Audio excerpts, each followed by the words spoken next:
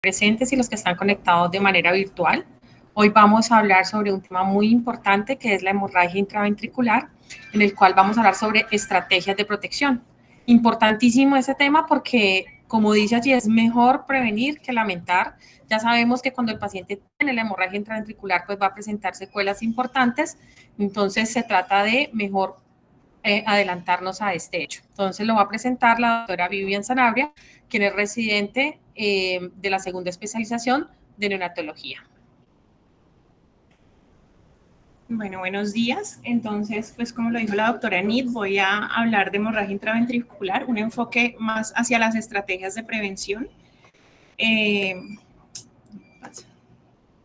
Recordemos pues que la hemorragia intraventricular es la variedad más común de hemorragia intracraneal en el recién nacido, convirtiéndose en la complicación neurológica más importante asociada a la prematuridad, no solo por su alta incidencia, sino también en la severidad, pues por la severidad de la presentación y las complicaciones que se pueden presentar tanto a corto, mediano y largo plazo.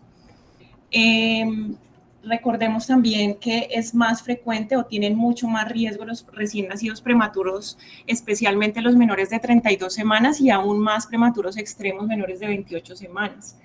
La presentación clínica puede detectarse de forma muy temprana, hasta el 50% de los pacientes el primer día de vida podemos detectar la hemorragia intraventricular y hasta el 90% de los casos se puede detectar en las primeras 72 horas.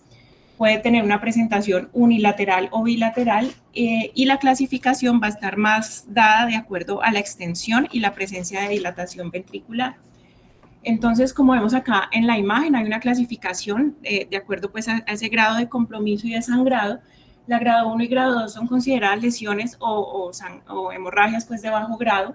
La grado 1 en donde hay un sangrado limitado a la matriz germinal, como vemos aquí en la imagen, sin compromiso del ventrículo. Ya la grado 2, vemos cómo ese sangrado se puede extender hacia el ventrículo que está pues inmediatamente adyacente. Sin embargo, no hay dilatación y ese llenado del ventrículo es menor del 50%. La grado 3 y grado 4 son lesiones de alto grado, la 3 en donde vamos a tener una ocupación de más del 50% del ventrículo con o sin dilatación, y la grado 4 ya hay una ocupación completa de sangre, pues hay una ocupación completa pues del ventrículo por este sangrado, y adicionalmente se da esa dilatación y una extensión pues al parénquima cerebral. Entonces, la importancia de hablar de este tema y sobre todo de las estrategias de prevención es que la incidencia de la hemorragia intraventricular viene en aumento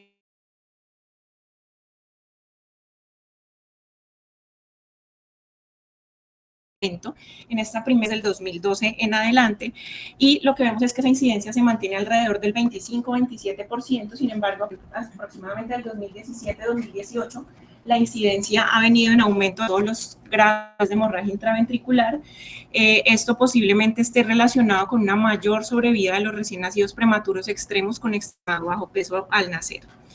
Ya en la gráfica siguiente, lo que podemos ver es cómo entre menor peso y mayor pues, prematuridad o menor edad gestacional se van a presentar con mayor frecuencia las hemorragias grado 3 y grado 4. El hecho de presentar una lesión cerebral de forma temprana, esto condiciona al niño a que tenga alteraciones en el neurodesarrollo. Entonces vemos cómo las hemorragias grado 3 y grado 4 tienen una altísima incidencia de secuelas neurológicas permanentes. La grado 3 hasta un 50% de incidencia y la grado 4 hasta un 75%. Adicionalmente, en la primera infancia,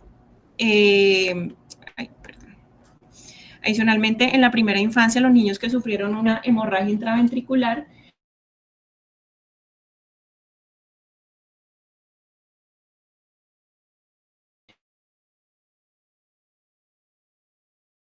más probabilidad de discapacidad visual, y adicionalmente pues también digamos que se observaron otro tipo de secuelas como trastornos en el lenguaje, en el aprendizaje e incluso también del comportamiento.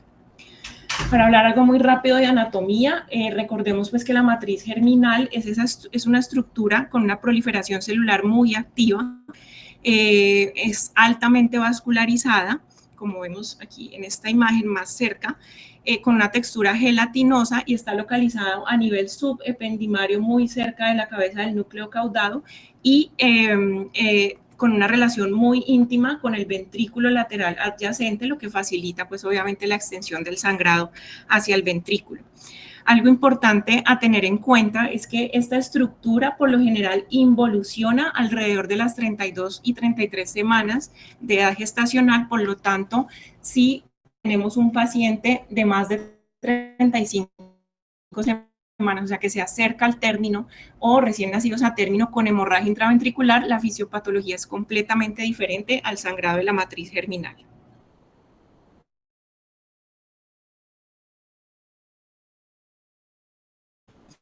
Las venas medular, coroidal y tálamo estriada se unen para formar esa vena terminal, que aquí la vemos mejor en esta imagen, en donde fluye a través de la matriz germinal, y acá vemos con mejor detalle cómo son esos capilares muy frágiles de paredes delgadas, y adicionalmente es una zona de alto flujo con una demanda metabólica pues alta.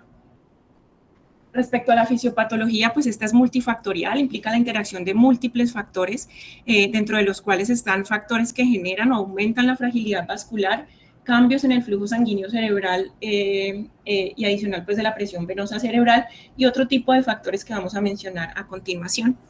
Hay tres categorías principales dentro de la fisiopatología, que es las causas intravasculares, extravasculares y vasculares.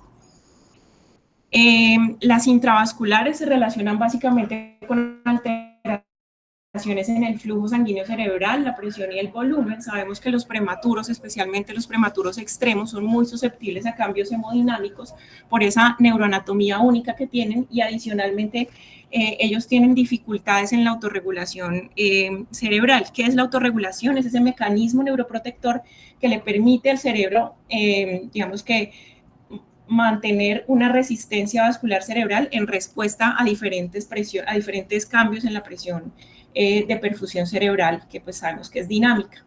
Entonces, básicamente es eso, permite mantener un flujo sanguíneo cerebral y una perfusión constante en respuesta a estos cambios hemodinámicos.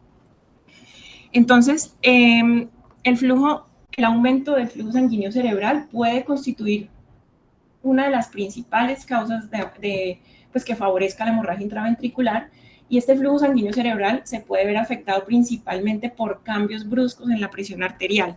Más que un estado de hipertensión o hipotensión, son esos cambios o esos picos que se presentan en relación a, pues en respuesta a otros eventos, como lo voy a mencionar más adelante.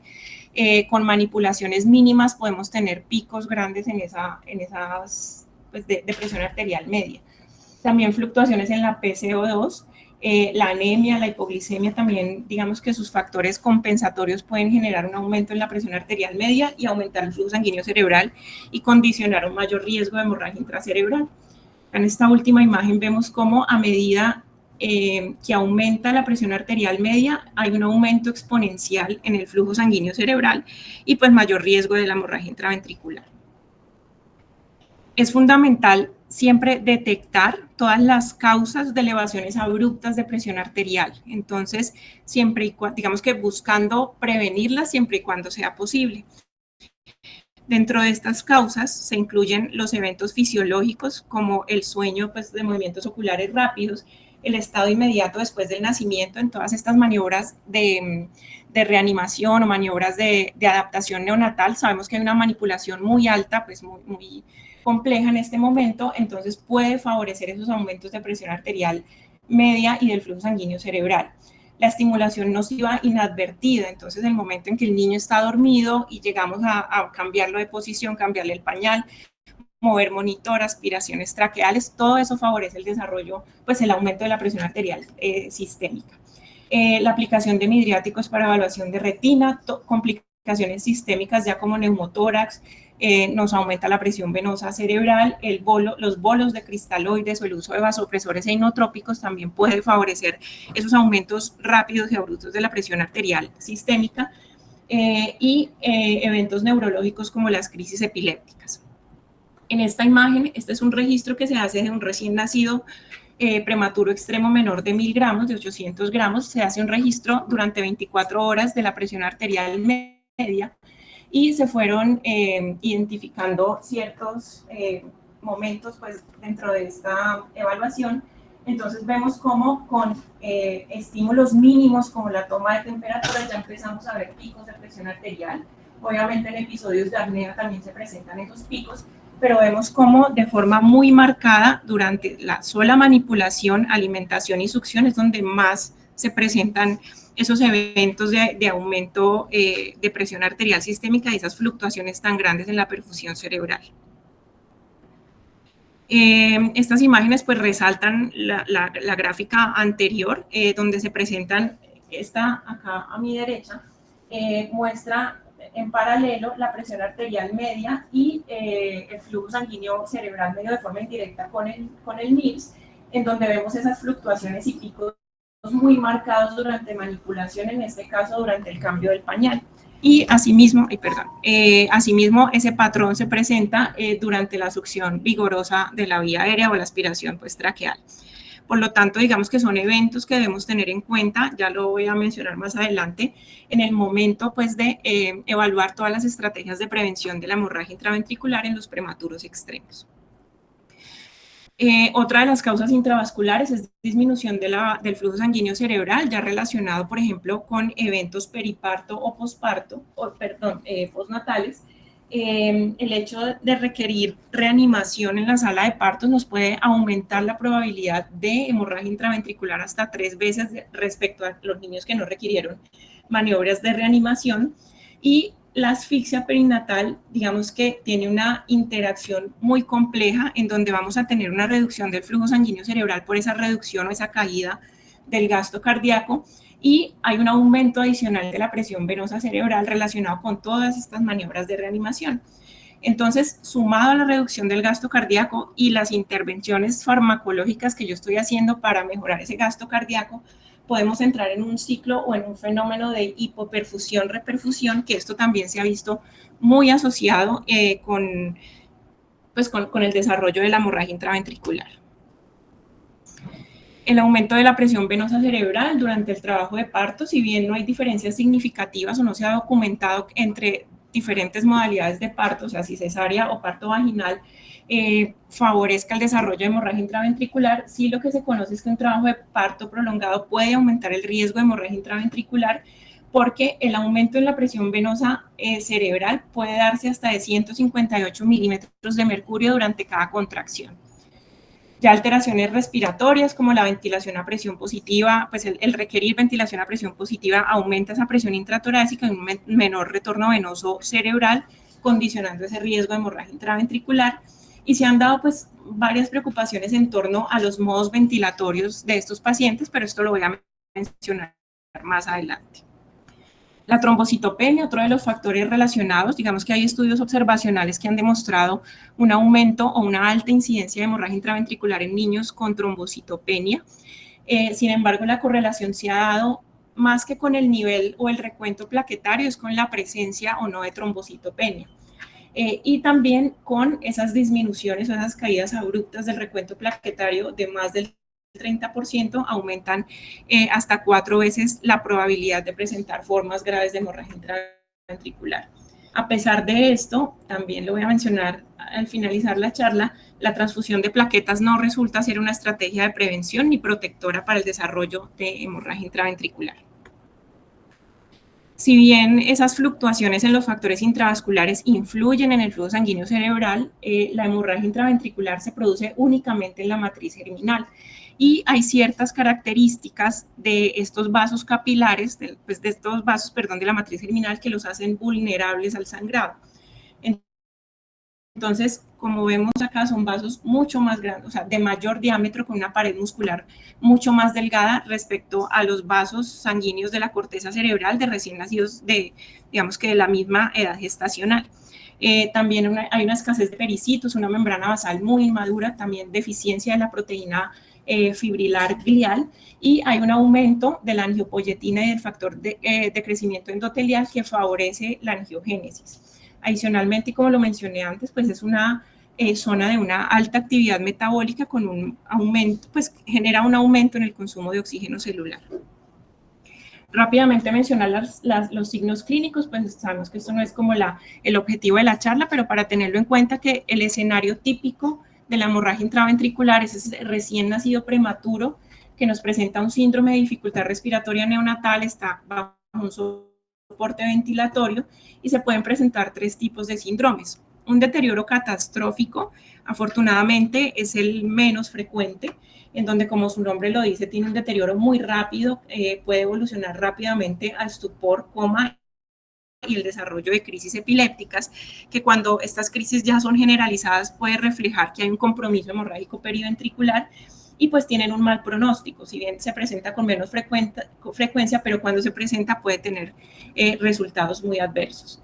El deterioro saltatorio es una presentación un poco más sutil, más larvada, en donde van a presentar periodos intermitentes de signos clínicos, pero pues es muy difícil también detectarlos. En estos casos, digamos que el principal signo clínico es una caída del hematocrito, o que el hematocrito no me aumente después de haber realizado, por ejemplo, una transfusión de glóbulos rojos. Y está el síndrome asintomático, es la presentación más frecuente. Sin embargo, aquí algo importante a tener en cuenta es que la presentación del síndrome asintomático no se correlaciona con la gravedad de la hemorragia intraventricular. Entonces, muchas veces los detectamos es por la imagen de tamizaje o también por esas caídas del hematocrito. Entonces, buscando las causas, encontramos una hemorragia intraventricular. Hasta un 25-50% de los pacientes con hemorragias de presentación grave pueden ser asintomáticos. Entonces, ya para entrar en esta segunda parte de la charla, al igual pues que muchos trastornos neurológicos neonatales, la prevención se convierte como en el pilar del tratamiento. Entonces, vamos a hablar sobre estrategias antenatales, perinatales y postnatales.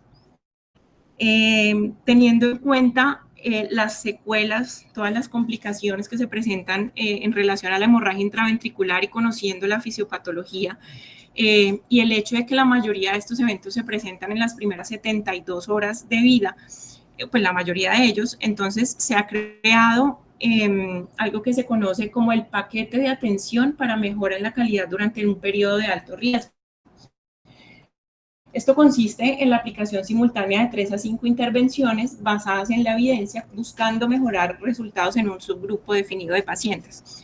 Entonces, los objetivos básicamente es mejorar medidas de tratamiento, adherencia a mejores prácticas clínicas, mejorar la seguridad del paciente, disminuir morbilidad, mortalidad, reducir todas estas complicaciones asociadas y adicionalmente una reducción en los costos de hospitalización. Entonces, con base en la evidencia científica, se ha adoptado este paquete de cuidado de cuatro fases o 4 puntos importantes a tratar, que es el cuidado antenatal. Entonces, todas las estrategias, las estrategias para disminuir el parto prematuro, el uso de esteroides antenatales, el uso del sulfato de magnesio, también está todo lo relacionado con el transporte neonatal, los cuidados perinatales, entonces lo de la hora dorada, que ahorita estaban ustedes hablándolo, el retraso del clampeo del cordón umbilical, todo lo relacionado, digamos, en ese momento del parto, control de temperatura y ya finalmente el manejo dentro de la unidad de cuidado intensivo neonatal. Estas son estrategias de prevención perinatal. Entonces, sabemos que el papel de los esteroides antenatales como estrategia de maduración pulmonar y reducción de la incidencia del síndrome de dificultad respiratoria y su gravedad, pues está muy bien documentado, pues disminuimos la necesidad de soporte ventilatorio y se da pues ese aumento en la producción endógena de surfactante, pero a nivel cerebral se ha visto que tiene un factor protector o un efecto protector que involucran múltiples mecanismos. Dentro de estos es una mejor o digamos que una maduración acelerada de esa vasculatura cerebral con mejores respuestas vasomotoras a esas fluctuaciones o cambios hemodinámicos a los que ellos se ven enfrentados. Y adicionalmente se cree que los esteroides pueden suprimir una expresión inapropiada de mediadores vasoactivos como la angiopoyetina y los factores de crecimiento endotelial, que recuerden que estaban muy elevados en la fisiopatología y eso puede generar que se den esas conexiones capilares de vasos muy frágiles y favorezcan el sangrado. Inicialmente, pues, se publicó este estudio en el 2016 sobre el impacto de los esteroides antenatales en la hemorragia intraventricular en recién nacidos con muy bajo peso al nacer. Aquí se confirma, digamos, esa asociación entre el uso de los esteroides y la disminución del riesgo de hemorragia intraventricular. A resaltar, pues, de resultados que se asoció con una reducción en la hemorragia en cualquier grado de hemorragia en un 42% y de formas graves en un 49%, especialmente, pues, lo que llama la atención de este estudio, incluso en recién nacidos prematuros entre las 23 y las 24 semanas. Entonces, en ese momento se sugirió que posiblemente las mamás con edades gestacionales menores de 24 semanas también se podían beneficiar del uso de los esteroides antenatales. Sin embargo, pues más adelante Cochrane pues nos da esta revisión sistemática con una mayor calidad de evidencia, en donde se incluyeron 27 estudios con 11.000 mujeres aleatorizadas de 20 países. La mitad de ellos fueron realizados en entornos, pues, de bajos y medianos recursos, donde encontramos, de acuerdo, pues, a los objetivos de nuestra charla, una reducción en las tasas de hemorragia intraventricular en aquellas madres que habían recibido tratamiento con esteroide antenatal, con una evidencia de certeza moderada. Respecto al sulfato de magnesio, entonces, usualmente era usado como un tocolítico, pues, de forma frecuente. Sin embargo, con el tiempo se han ido encontrando otros beneficios del sulfato de magnesio, como una estabilidad miocárdica, pues, de la mamá. Hay una mejora en el flujo sanguíneo cerebral y también en el flujo sanguíneo placentario. Hay una reducción de cambios isquémicos, pero también vemos cómo puede tener un efecto protector antioxidante contra la apoptosis y la hipoxia en el recién nacido, y también se han visto efectos sobre la normalización de la agregación plaquetaria. Este estudio es viejito, de 1992, en donde el objetivo inicial fue evaluar los factores de riesgo prenatales y perinatales para el desarrollo de hemorragia intraventricular. Fue un estudio prospectivo con 450 prematuros de muy bajo peso al nacer, y lo que se encontró es que aquellos hijos de madres con preeclampsia tenían un riesgo menor de desarrollar hemorragia intraventricular. Ya con un análisis de regresión logística se permite concluir que la administración materna de sulfato de magnesio se asoció con un menor riesgo de hemorragia intraventricular, incluso en recién nacidos de madres que habían recibido el sulfato de magnesio por otra causa sin preeclampsia. Entonces, digamos que este estudio permite comprobar una hipótesis que había sobre la asociación entre preeclampsia y hemorragia intraventricular, que puede estar relacionada con los efectos de las prostaglandinas, pues estas mujeres con preeclampsia tienen una disminución en la prostaglandina I2, tanto a nivel placentario como en el cordón umbilical. Y pues de aquí en adelante, digamos que se vienen varios estudios respecto al uso de la indometacina por su, digamos que, mecanismo de acción. Esta ya es una revisión sistemática de Cochrane, publicada en mayo del 2024.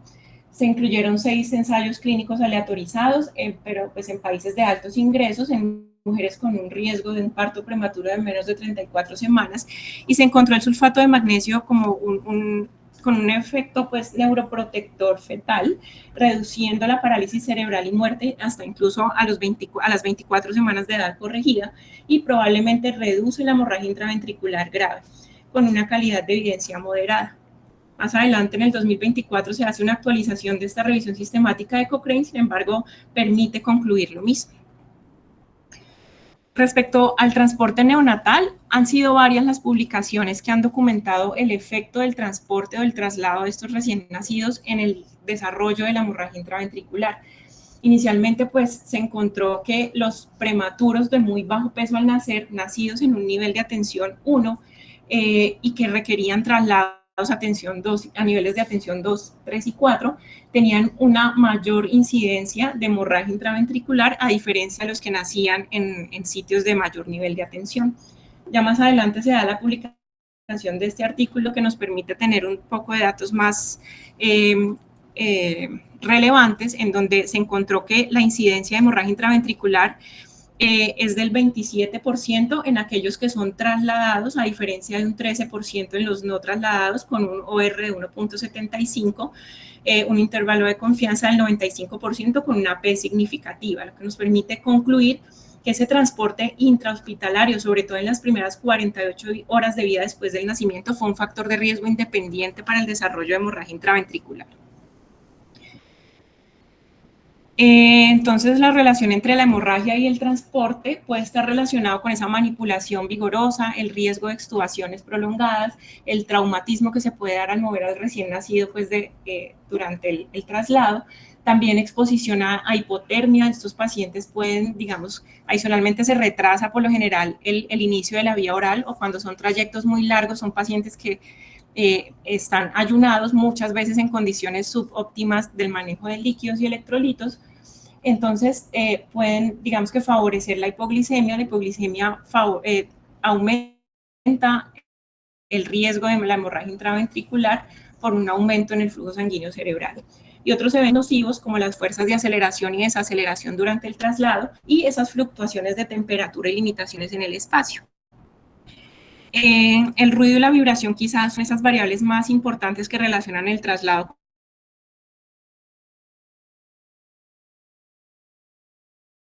con la hemorragia intraventricular, frecuencia cardíaca y respiratoria del recién nacido, que nos va a dar como resultado variabilidad en el flujo sanguíneo cerebral y el riesgo de hemorragia intraventricular.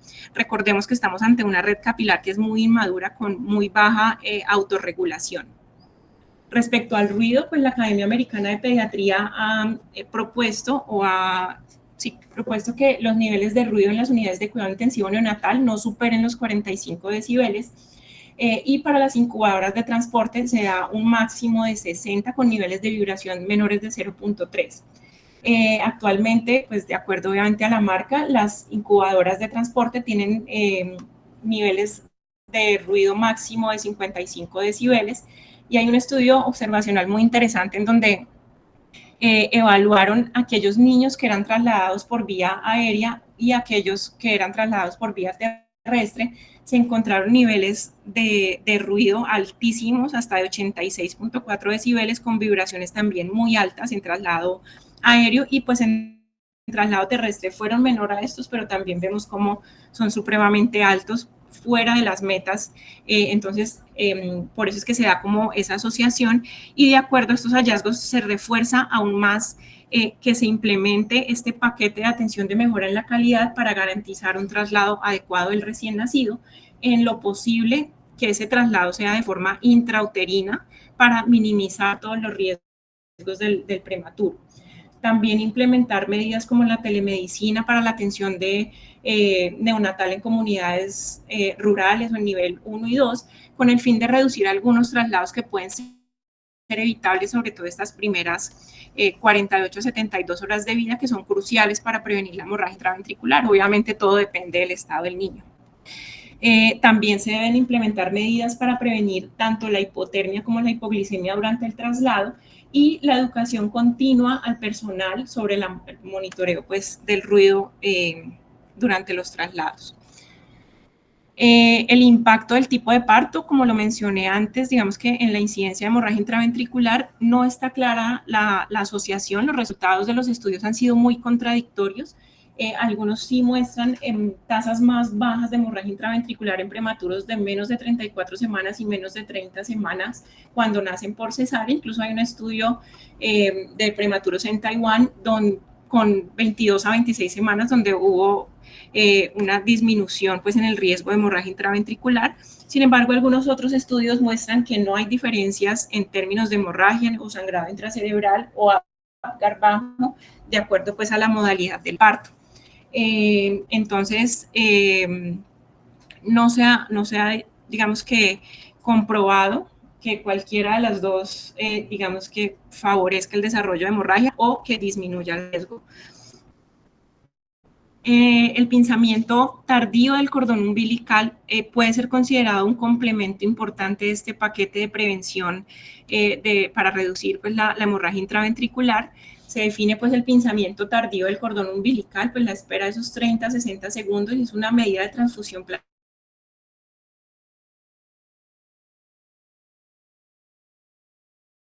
placentaria pasiva, pediatría, sobre todo en estos recién nacidos a término o prematuros que sean vigorosos. Con el pinzamiento tardío se puede dar como una transfusión hasta de 5 a 20 mililitros por kilo de sangre y 40 a 50 miligramos por kilo de hierro, inmunoglobulina y células madre durante ese minuto que se puede esperar. Estos son datos más en recién nacidos a término. Y adicionalmente vemos como hay una mejor autorregulación vascular cerebral y menos fluctuaciones en la presión arterial sistémica y el flujo sanguíneo cerebral. Quise referenciar esta revisión de Cochrane del 2019, donde se incluyeron 40 estudios con prematuros entre las 24 y 36 semanas, a quien se les hizo pinzamiento tardío del cordón umbilical y se encontró que disminuye cualquier grado de hemorragia intraventricular, pero pues no hubo diferencias en términos de la hemorragia intraventricular grave. El ordeño del cordón umbilical es otra medida un poco más activa de la transfusión placentaria. También se ha evaluado como método quizá protector o digamos que estos beneficios en algún momento hicieron suponer que podía disminuir las tasas de hemorragia intraventricular, porque pues sí se encontró disminución en la mortalidad, aumento del hematocrito, disminuyendo pues la necesidad de transfusiones sanguíneas postnatales, mejoría del volumen intravascular y de esta manera mejor presión arterial sistémica postnatal y adicionalmente un acortamiento en el tiempo de reanimación. Sin embargo, algunos estudios lo que han mostrado, pues este fue un estudio que comparó hemorragia intraventricular y muerte en aquellos que se les realizó clampeo tardío versus ordeño del cordón umbilical, pues fueron menores de 32 semanas. En términos de mortalidad no hubo diferencias, pero sí se encontró que aquellos a los que se les hizo ordeño del cordón umbilical tuvieron un mayor riesgo de hemorragia intraventricular, especialmente aquellos recién nacidos muy prematuros, pues extremadamente prematuros entre las 23 y 27 semanas, con una P significativa. Por lo tanto, esto nos, digamos que ha permitido que las guías institucionales recomienden el clampeo tardío como un método de transfusión placentario seguro y pasivo, y que puede disminuir la incidencia de hemorragia intraventricular.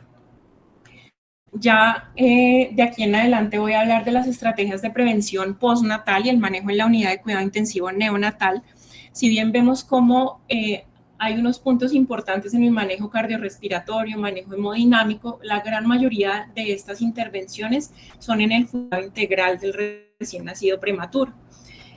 Como manejo del ruido, posición, manipulación, evitar todo tipo de evento que me pueda generar esas fluctuaciones en el flujo sanguíneo cerebral. El manejo hemodinámico del recién nacido prematuro, digamos que sigue siendo un desafío clínico por esa inmadurez y falta de autorregulación. Entonces, muchos de los cuidados se centran en evitar fluctuaciones en la perfusión cerebral. Entonces, evitar todo lo relacionado con cambios rápidos y bruscos en el volumen sanguíneo, como la extracción de sangre arterial o la irrigación pues, de las vías arteriales. Sí se ha visto que, aunque sean volúmenes que aparentemente pues, para nosotros sean muy pequeños, esa extracción rápida de sangre por una arteria umbilical nos puede generar una disminución transitoria, pero muy alta del flujo sanguíneo cerebral y de la perfusión cerebral, pues que esto lo podemos medir de forma indirecta con el NIRS. También cambios como elevación de las piernas para el cambio del pañal, como lo mencioné antes, puede aumentar la presión arterial media con un aumento consecuente del flujo sanguíneo cerebral. También la aspiración traqueal vigorosa, pues entonces digamos que muchos centros han adoptado un enfoque del mínima manipulación, donde se evite de forma constante o que se haga una única, digamos que intervención por todos los equipos. De esta manera minimizamos hacerlo de forma frecuente, que en este momento venga enfermería, a la media hora entonces viene terapia respiratoria, luego a la otra media hora viene el médico a manipular al niño. Entonces lo que se busca es que esa manipulación sea única en un solo momento para minimizar estos riesgos. Dentro de las intervenciones más estudiadas, entonces, lo que les decía, están la posición y la manipulación mínima de estos recién nacidos. Respecto a la posición, como vemos acá en la imagen, lo que se busca es que se mantenga una posición cómoda en línea media, con elevación de la cabecera a 30 grados, con una postura flexora y en lo posible contenida, o sea, contener las extremidades de forma, o sea, que queden flexionadas y recogidas con las manos cerca de la cara. Digamos que hay trabajos que sugieren que envolver al bebé para simular la posición intrauterina puede generar mayor comodidad y de esta manera mejorar las variables hemodinámicas y reducir el riesgo de esas fluctuaciones y hemorragia intraventricular. Respecto a la manipulación, lo que les decía en la diapositiva anterior, mínima manipulación, siempre con delicadeza, con movimientos lentos y controlados.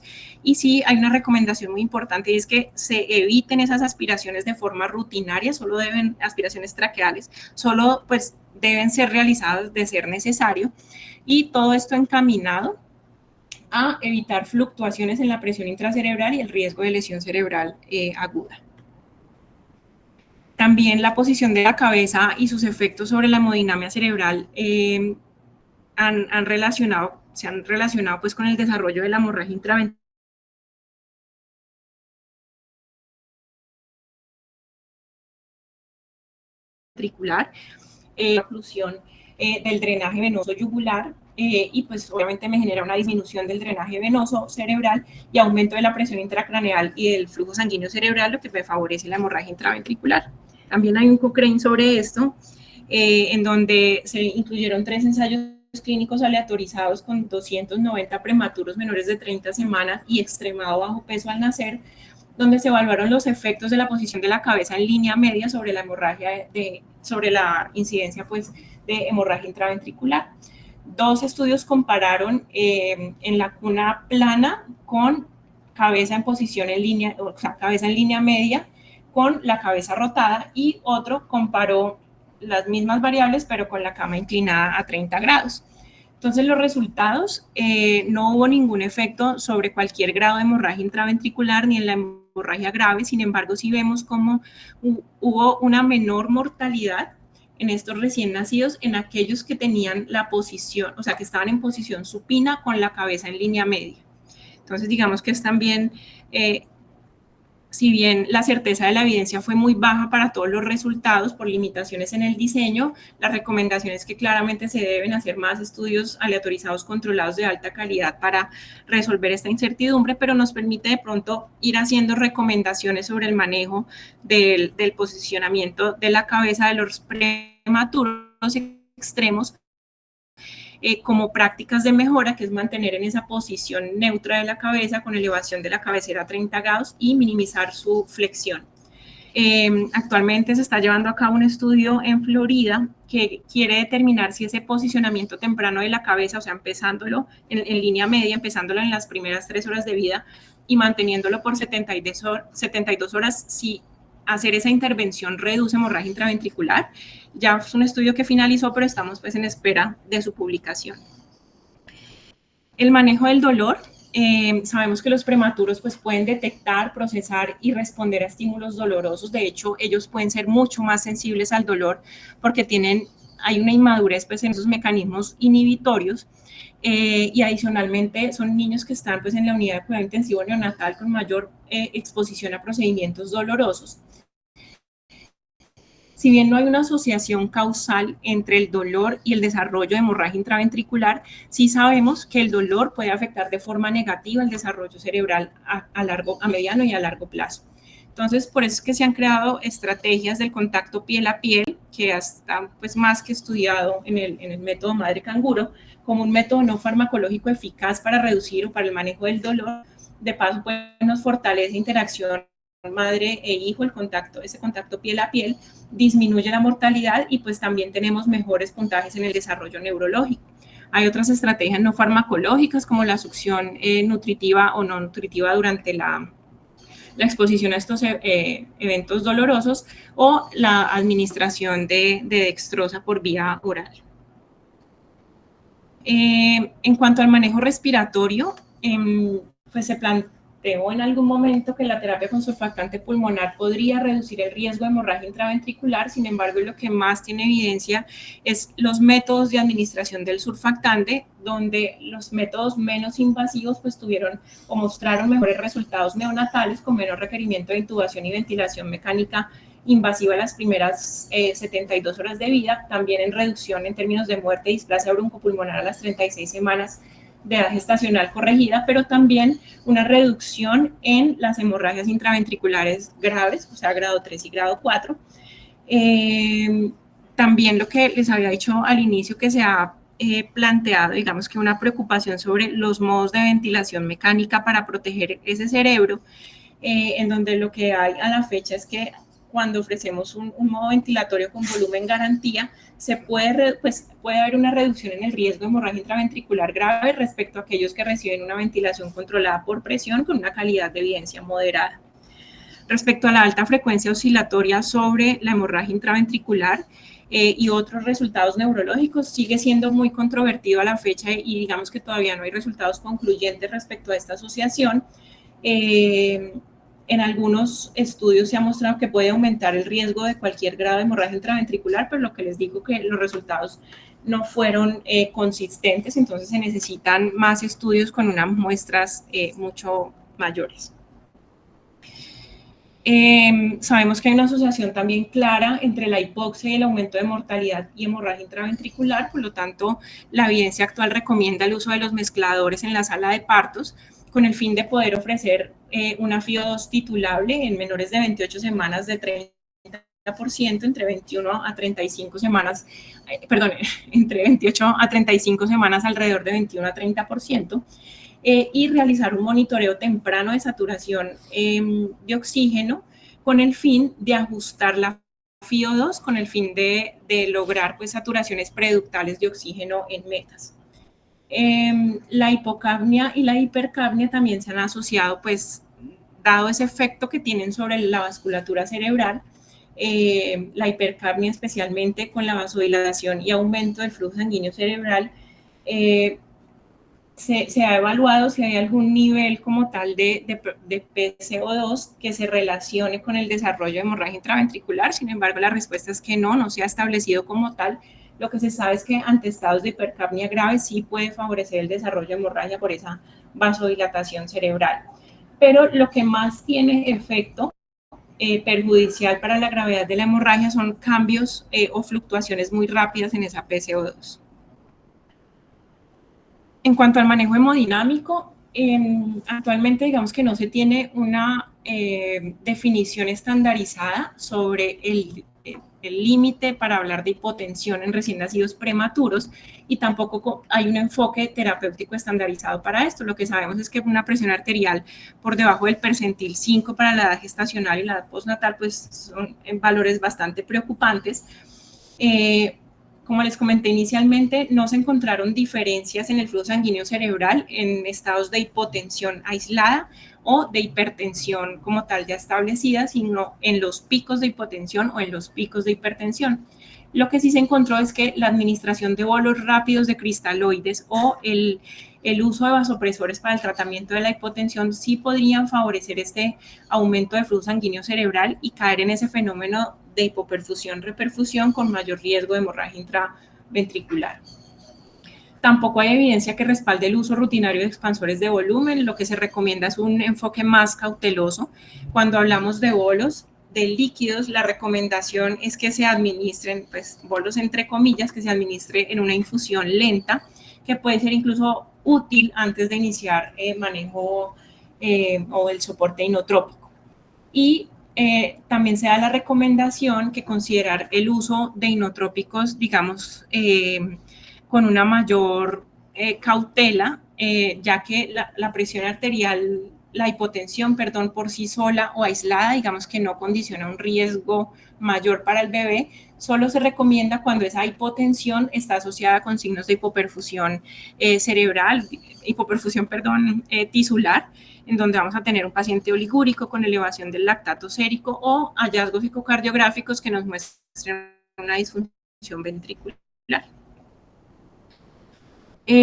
Respecto al manejo del ductus, también se ha relacionado el ductus con múltiples morbilidades neonatales, incluyendo la hemorragia intraventricular. Tiene una asociación bastante compleja y con resultados muy contradictorios.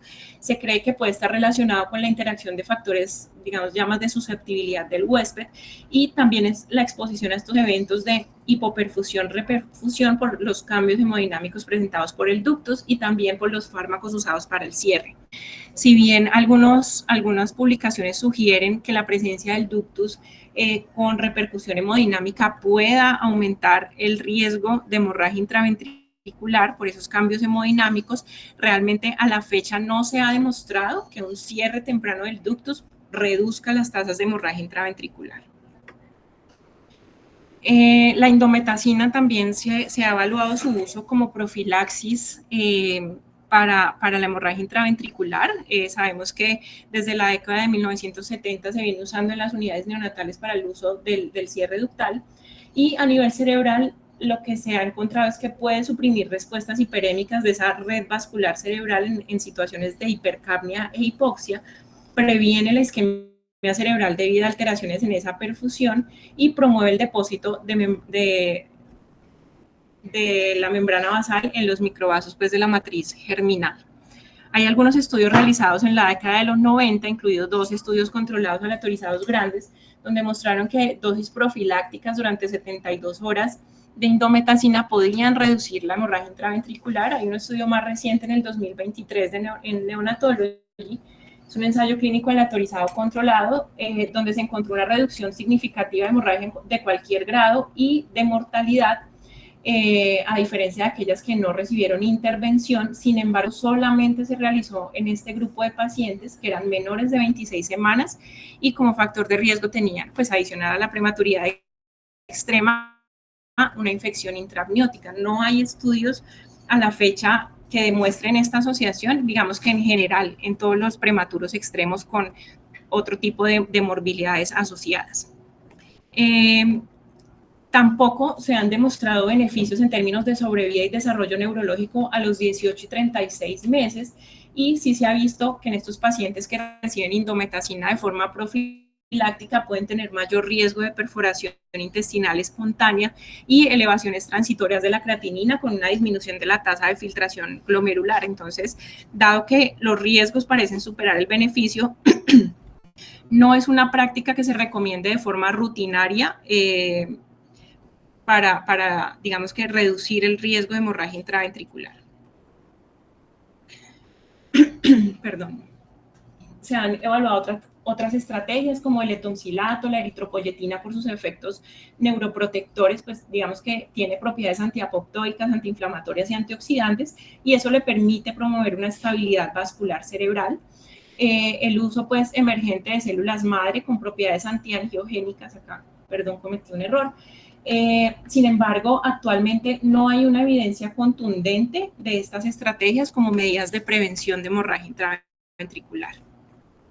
La transfusión de plaquetas, pues recordemos que la trombocitopenia puede aumentar el riesgo de hemorragia intraventricular, pero les decía que la transfusión no parece ser un mecanismo protector o de prevención. Cada vez el umbral para las transfusiones plaquetarias se ha vuelto un poco más restrictivo. Este ensayo clínico aleatorizado en prematuros con trombocitopenia no mostró diferencias en la incidencia de sangrado entre los grupos que recibían transfusión y los que no. Lo que sí encontraron fue que una transfusión plaquetaria un poco más liberal puede ser innecesaria y aumentar los riesgos asociados a estas transfusiones. También otro estudio evaluó o comparó la transfusión de plaquetas liberal versus la restringida. Hablan de liberal con recuentos plaquetarios mayores, perdón, de 50.000 a 25.000 y restringida en recuentos por debajo de los 25.000. Entonces, tampoco hubo diferencias significativas en los eventos hemorrágicos entre estos dos grupos, y el ensayo Planet 2 encontró que esa administración restringida de transfusión plaquetaria se asoció con una mortalidad mucho más baja y menores episodios de hemorragia, a diferencia de aquellos que usaron un umbral más alto. Y ya para finalizar, la educación continua a veces nos parece, digamos, que un mecanismo que estamos dejando de lado en muchas ocasiones. Se convierte para los proveedores de salud y el personal de enfermería como una de las estrategias más importantes de prevención. promueve mejores prácticas basadas en la evidencia, mitiga los factores que contribuyen a la hemorragia intraventricular, porque estamos ya conociendo cuál es la fisiopatología de la hemorragia y cómo podemos, digamos que, disminuir cualquier práctica que me pueda aumentar el riesgo. Esta capacitación intermitente con simulación incluso puede complementar estos esfuerzos de educación continua, mejorar la confianza y habilidades del equipo y adicionalmente, pues, que es lo más importante en nuestro caso, mejorar la calidad en la atención neonatal y reducir la incidencia de hemorragia intraventricular. Entonces, se ha evaluado si estos paquetes de atención para mejorar la calidad pueden tener un impacto en la reducción de hemorragia intraventricular. Hay muchos estudios, hay algunos que dicen que sí, otros dicen que no, pero en su mayoría se ha encontrado que la aplicación de ese paquete de prevención en hemorragia intraventricular con los 4 pasos que les expliqué inicialmente puede reducir en recién nacidos prematuros de más de 30 semanas o con muy bajo peso al nacer la hemorragia intraventricular de un 10 a un 3%. Aquí lo vemos más claro en la gráfica, en donde antes de implementar se tenía un promedio de 9.8% de hemorragia intraventricular y tras la implementación del paquete con unos altos niveles de adherencia, se pudo reducir esa incidencia de hemorragia intraventricular hasta un 3% pues en esta serie. Entonces, el éxito de la implementación o de los resultados de estos paquetes es que va a depender del conocimiento del personal sobre los factores de riesgo, de los elementos que se cuenten, o sea, que se cuente con todos los elementos del paquete y adicional que haya una muy buena adherencia al cumplimiento de este. La forma de implementación es la formación al personal, el inicio de programas de hemorragia intraventricular, estar, digamos que haciendo una revisión muy constante de las directrices y esto nos permite poder realizar un enfoque más estandarizado e interdisciplinar para mejorar todos los resultados en los prematuros extremos, especialmente en términos de hemorragia intraventricular. Muchas gracias.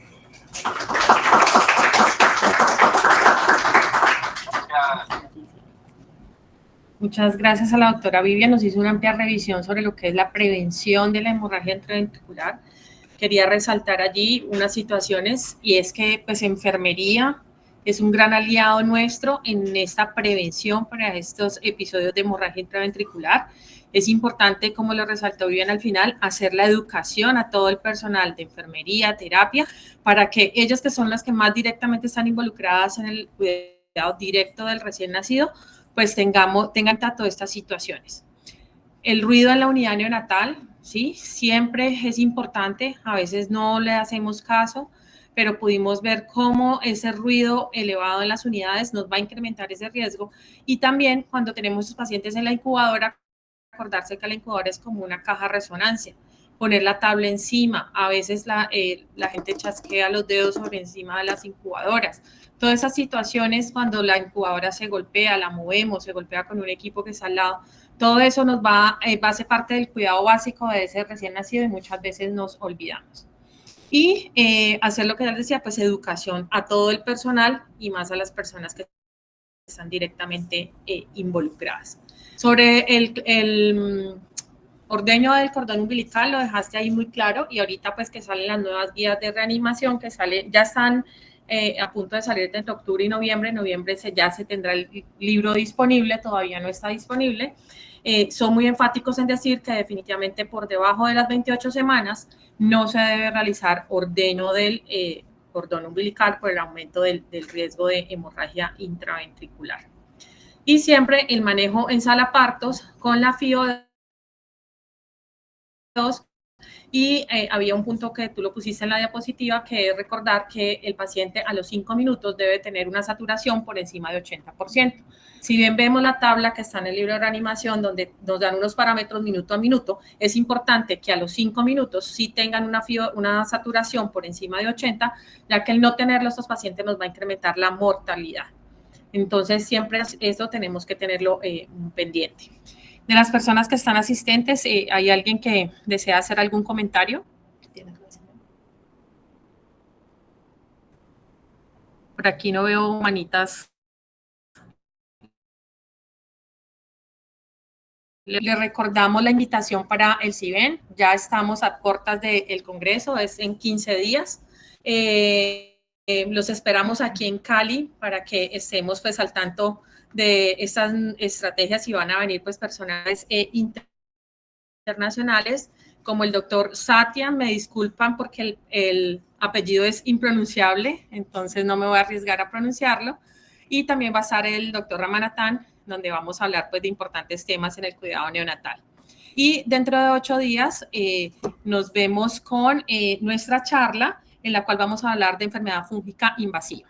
Los invitamos a seguirnos en nuestro Instagram, neonatología.univalle, y también en YouTube, lo cual en este canal estamos subiendo estas charlas de los viernes. Entonces, estaremos atentos, por favor, a que nos sigan. Muchas gracias.